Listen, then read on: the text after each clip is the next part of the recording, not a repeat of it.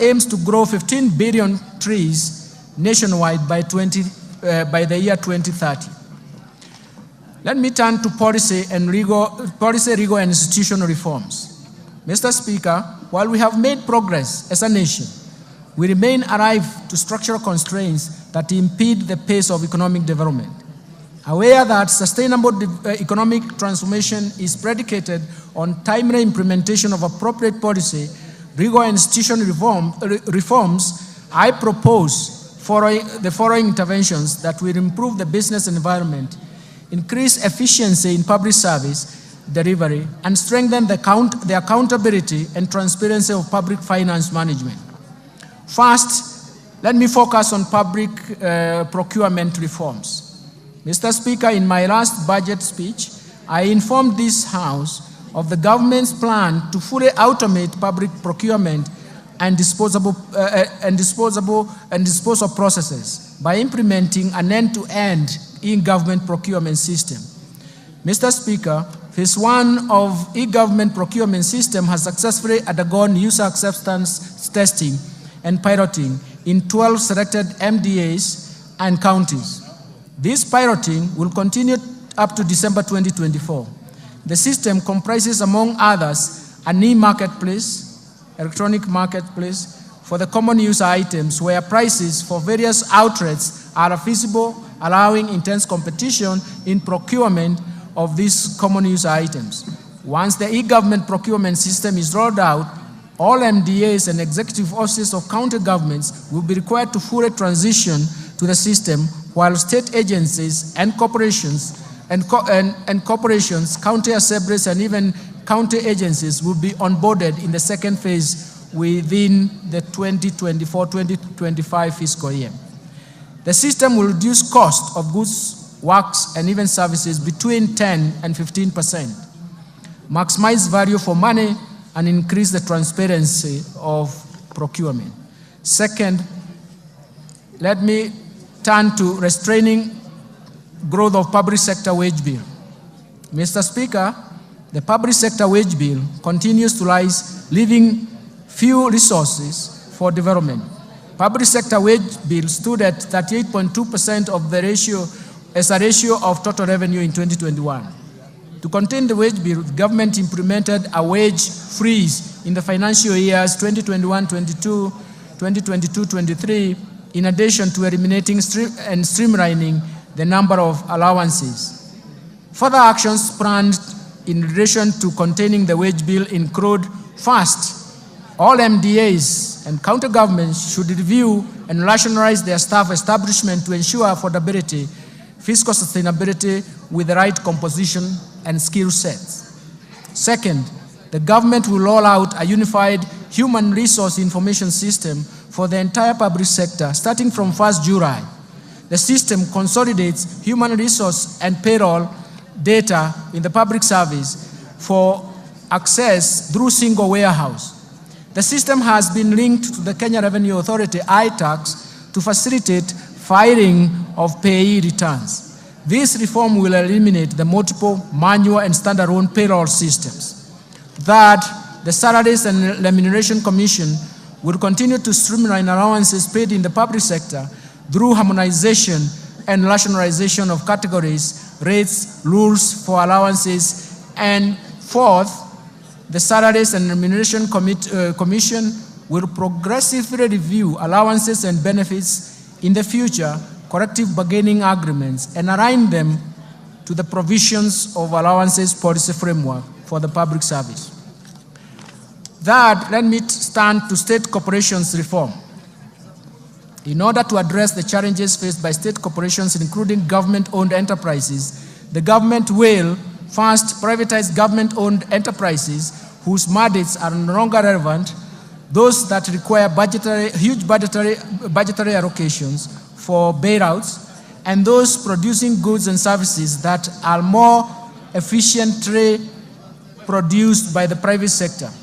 Second, restructure the state corporations through mergers and/or transfer back to parent ministries or relevant state corporations to remove duplication of functions, and enhance the efficiencies and synergies in operations so as to optimize use of limited resources, and ensure state corporations are self-sustaining, generate additional revenue to the exchequer, and also ensure quality service delivery to Kenyans.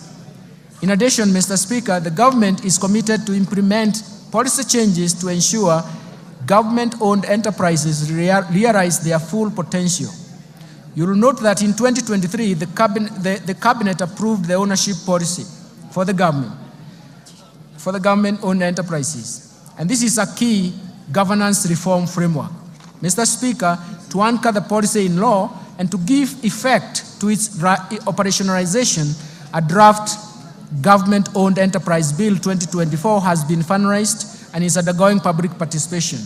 Once the process is completed and an approval granted by Cabinet, the bill will be submitted to this august House for consideration, and I'm seeking support from this House for approval of the bill. Mr. Speaker, we have also prepared a draft Government Investment Regulations 2024 to provide a framework for efficient and effective management of government investment. The draft regulations will be taken through public participation before submission to this House for consideration and, if possible, approval. Fourth, let me turn to pending bills. Mr. Speaker, in the last budget statement, I informed this House that the government plans to establish a pending bills verification committee to carry out a thorough analysis of all stock of pending bills for the period 1st July 2005 to 30th June 2022, and formulate measures to stop accumulation of pending bills going forward. Mr. Speaker, as you are aware now, His Excellency the President inaugurated the Pending Bills Verification Committee in November 2023. The committee received a total of 94,997 pending bills claims valued at Kenya shillings 662.3 billion. Analysis of the pending bill claims submitted by MDAs is ongoing. The general public has been given an opportunity to submit any pending bill claims owed by the national government. The committee is expected to complete its work and submit a report by October 2024 for implementation within the fiscal framework. Fifth, the national assets and inventory management reforms. Mr. Speaker, the National Treasury has initiated reforms geared towards automating assets and inventory management in MDAs as well as county governments. In this regard, the National Treasury will operationalize the assets and inventory management modules of IFMIS, with the module of all MDAs scheduled to launch and go live in July 2024. The rollout of county governments will commence thereafter. These reforms will enable the accounting officers to have feasibility of all assets and inventory under their control and facilitate optimal assets utilization. Sixth, let me turn to financial sector reforms. Mr. Speaker, the Kenya banking sector remains stable, resilient, and continues to play its role in mobilizing funds and channeling them to deserving productive economic sectors and activities. The banking sector remained profitable with a growth of assets of 0.3%. It is now standing at 7.74 trillion in February 2024. Credit from commercial banks to the private sector stood at around 6.9% in terms of growth in April 2024 and has benefited key sectors of the economy. The Financial Inclusion Fund, popularly known as the HASRA Fund, and the de-risking of lending to the MSMEs through the Credit Guarantee Scheme have facilitated additional lending to the MSME sector. Mr. Speaker, to position the banking sector to effectively play its role in Kenya's socio-economic transformation, 3 recent reforms have been implemented. First, the licensing and oversight of digital credit providers to address inherent challenges, including the high cost of credit, unethical debt collection, inadequate disclosures and lack of transparency, breach of data privacy, and abuse of personal information. As at the end of March 2024, 51 digital credit providers have been licensed. Secondly, on climate change, the CBK in April 2024 issued draft Kenya Green Finance Taxonomy for public participation that will serve as a tool to classify whether particular economic activities are green or environmentally sustainable, and serve as a guide for banking sector and other market participants in making informed investment decisions or financing decisions. That, to eliminate money laundering and vulnerability in the banking sector, the CBK has revised the anti-money laundering and combating the financing of terrorism and proliferation of financing, and a supervisory framework has been implemented so that the risk-based supervision is enacted, and also undertaking institutional and sectoral risk assessment and enhancing staff complement capacity for supervision. Mr. Speaker, the Kenya banking sector is exposed to dynamic global, regional, and even local developments necessitating reforms in this respect. The following reforms are proposed. First, the Central Bank of Kenya intends to progressively increase the minimum core capital for banks from the current 1 billion to Kenya shillings 10 billion. The CBK will engage the market for an appropriate timetable to achieve this goal. This is intended to strengthen the resilience and increase the bank's capacity to finance large-scale projects while creating sufficient capital buffer to absorb and withstand shocks posed by continuous emerging risks associated with adoption of technology and innovation as institutions expand. Second, the central bank plans to amend the Banking Act to provide for stiff dissuasive penalties that are proportionate to the violations committed, support a strong compliance culture in banks, and also make sure that it aligns to international best practice. Let me turn to capital markets developments. Mr. Speaker, in order to enhance price discovery and boost income for coffee farmers, the Capital Markets Authority has licensed 14 coffee brokers, and so far, 29 auctions have been conducted under the Capital Markets Coffee Exchange Regulations 2020 at the Nairobi Coffee Exchange. In addition, the authority has approved the direct settlement system, which has been operationalized by one of the local commercial banks. Let me turn to pension reforms. Mr. Speaker, majority of Kenyans remain uncovered with the retirement benefits coverage stands at about 26%. We need to address this challenge. The Cabinet has approved the National Retirement Benefits Policy in November 2023 that requires all entities to enroll all the employees, both contractual and permanent, and pensionable for registered retirement benefits scheme. To effectively implement the policy, we have initiated the review and harmonization of all the laws governing the retirement benefits sector.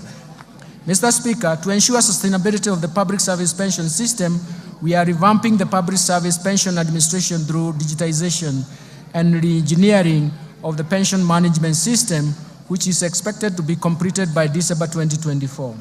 Mr. Speaker, the informal sector has about 17 million workers, and that accounts for about 83% of the total workforce in the country. This segment has remained excluded from pension coverage, mainly due to its unique and heterogeneous needs. The National Treasury has established the Kenya National Entrepreneur Saving Trust, KNEST, to handle pensions from the informal sector and anchor the savings component of the hustler fund while providing a channel for voluntary savings. Let me turn to insurance reforms. Mr. Speaker, to facilitate the growth of the insurance sector, the government developed a national insurance policy. This policy is guided by the review of the Insurance Act, which has served its purpose, albeit with progressive amendments, for the last 30 years.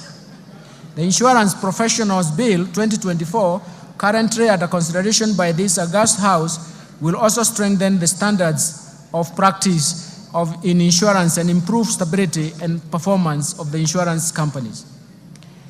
I now turn to the fiscal framework, Mr. Speaker.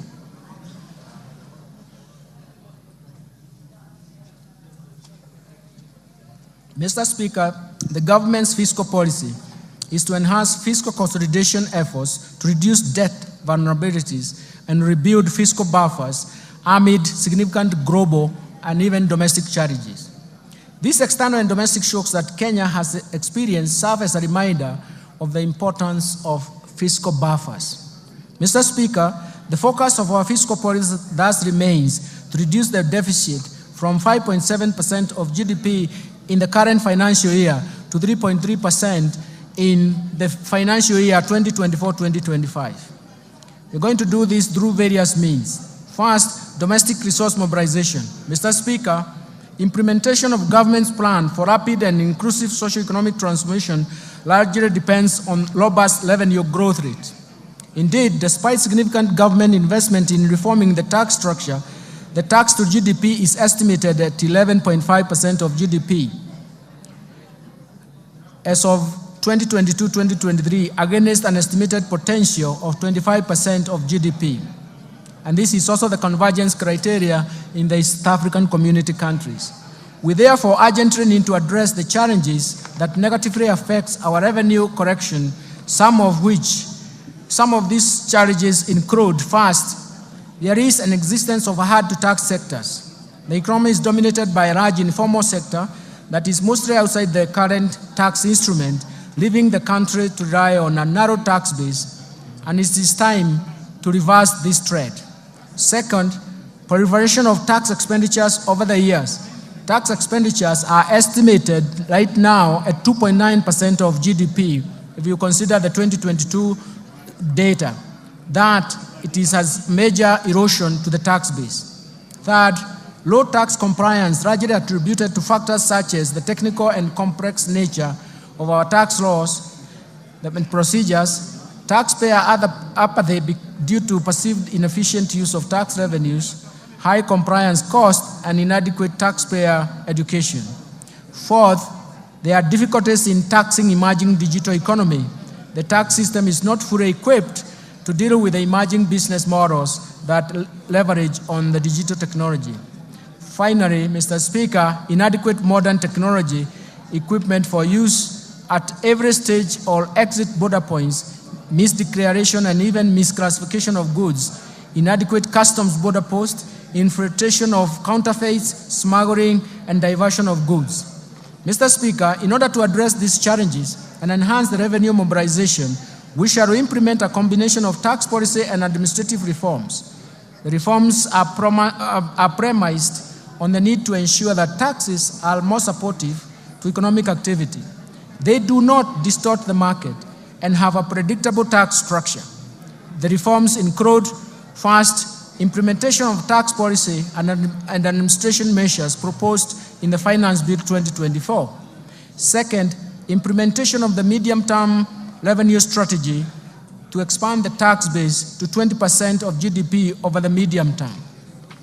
Third, to strengthen the tax administration for enhanced compliance through leveraging on technology to revolutionize tax processes, sealing revenue loopholes, and enhancing the efficiency of tax system. And finally, we're focusing on unlocking additional non-tax revenue potential by MDAs through the services they offer to the public. Let me turn to improving the efficiency of public expenditure. Mr. Speaker, turning to expenditures, we should ensure that our scarce resources are used in the most efficient and effective way. Mr. Speaker, in order to move towards a balanced budget and further improve efficiency in public spending, the following bold actions and reforms have been outlined in the financial year 2024-2025.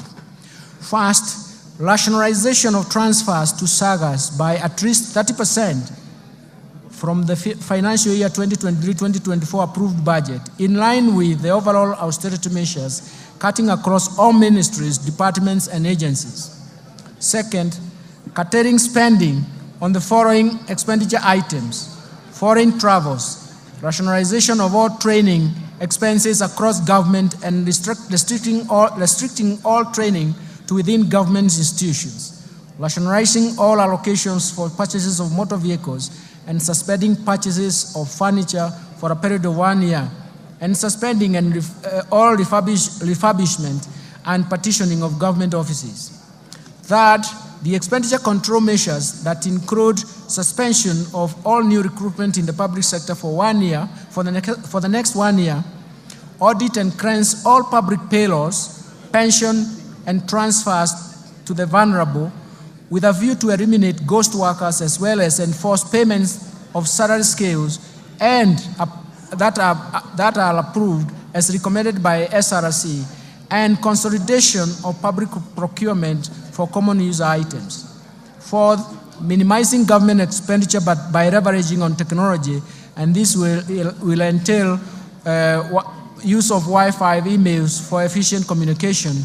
5, reviewing the insurance schemes, especially looking at EDU, AFIA, indigence, public service, police, and prison commissions and independent offices under the universal health coverage, and align them to the Social Health Insurance Fund. The Social Health Insurance Fund now will be important because it will afford all Kenyans a universal health care with more benefits. 6th, suspending the policy of SAGAs investing surplus funds and enforce the requirement of PFM Act 2012 and the PFM Regulations 2015 to surrender such funds to the Exchequer. And finally, reviewing the regional development authorities to remove duplication of laws within those county governments and MDAs. Since the beginning of this financial year, the government has also implemented initiatives to contain the growth of expenditures. First, the government has undertaken measures to reduce spending to non-priority expenditures. Second, the public-private partnership framework targets commercially viable projects, but also considers the contingent liabilities that come under this framework. And third, we are reviewing the portfolio of externally funded projects with a view to restructuring and realigning them with bottom-up economic transformation agenda. All these initiatives, Mr. Speaker, will help lower the expenditures. I now turn to revenue measures, revenue projections. Mr. Speaker, with the policy measures and structural reforms highlighted above, we project total revenue corrections, including appropriations in aid for the financial year 2024-2025 budget, to be Kenya shillings 3,343.2 billion, equivalent to 18.5% of GDP. Of this, ordinary revenue is projected to be Kenya shillings 2,917.2 billion, equivalent to 16.2% of GDP. Ministerial appropriations in aid is projected to be 426 billion shillings. Grants to this budget are provided at Kenya shillings 51.8 billion, which is 0.3% of GDP. Expenditure projections. Mr. Speaker, total expenditure in the financial year 2024-2025 budget is projected at Kenya shillings 3,992 billion, or 22.1% of GDP. Of this, the recurrent expenditure will amount to Kenya shillings 2,840 billion, or 15.7% of GDP. The development expenditures, including allocations to domestic and foreign finance projects, contingency fund, and even equalization fund, is Kenya shillings 707.4 billion, equivalent to 3.9% of GDP. Total allocation to county governments is projected at Kenya shillings 444.5 billion, of which equitable share is 400.1 billion. Fiscal balance. Mr. Speaker, given the projected revenue grants against the projected expenditures, the fiscal deficit including grants is projected at 597 billion, equivalent to 3.3% of GDP, and this is down from Kenya shillings 925 billion, or 5.7% of GDP in 2023-2024. In this respect, the primary balance will improve to a surplus of 2.3% of GDP from a deficit of 0.4% of GDP in the current financial year. The fiscal deficit for 2024-2025 will be financed by net external borrowing of 333.8 billion, equivalent to 1.8% of GDP, and net domestic borrowing of 263.2 billion, which is equivalent to 1.5% of GDP. Public debt management, Mr. Speaker, Kenya meets its obligations promptly, and no debt arrears have been accumulated. Public debt is projected to remain within sustainable levels on account of fiscal consolidation path that reflects the decline in the ratio of debt to GDP in present value terms over the medium term. To improve Kenya's debt sustainability and boost our credit rating position, the government will continue to implement measures to enhance growth of foreign exchange earnings. Our medium-term debt management strategy aims at lowering the cost and risks in the debt portfolio. In this regard, the government will slow down uptake of new external commercial debt and undertake liability management operations through debt swaps and other innovative solutions. The government will also diversify sources of financing through issuance of Panda bond, Samurai bond, and Skook in diverse financial markets in China, Japan, and the Gulf regions, respectively. The government will maximize use of concessional financing from bilateral and multilateral institutions to improve the debt sustainability and boost our credit rating. Let me turn to public-private partnership framework, Mr. Speaker. Due to the limited fiscal space, the government will continue to scale up the use of public-private partnership financing for commercially viable projects. Currently, there are 37 projects at various stages of PPP project cycle.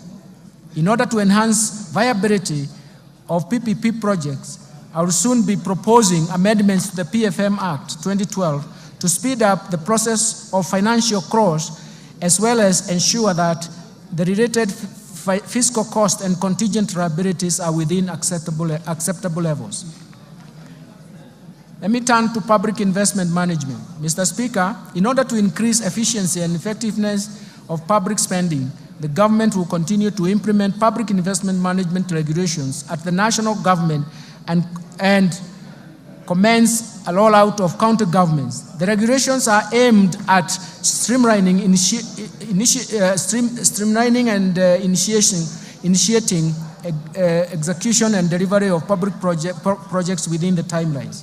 Further, the government will roll out public investment management information system to all MDAs to improve the management of development projects in the country. Strengthening financial management reforms is very critical, and now I'll turn to this migration to accrual accounting, Mr. Speaker. The transition to accrual accounting from cash basis marks a significant milestone in our nation's journey to strengthening public finance management. In recognition of this, the Cabinet in March 2024 approved the transition from cash to accrual basis of accounting to improve cash management and enhance the financial and fiscal reporting. The accrual accounting will enable the government to account for all assets and liabilities, including all government assets. With accrual accounting, we will also be able to account for all pending bills, public debt, and pension liabilities. Mr. Speaker, this is an important step to strengthen the public finance management, and I will therefore direct all MDAs and county governments to migrate to accrual accounting starting July 2024. This effectively means, Mr. Speaker, that the last financial statement to be prepared on cash basis by national and county governments will be for the financial year 2023-2024.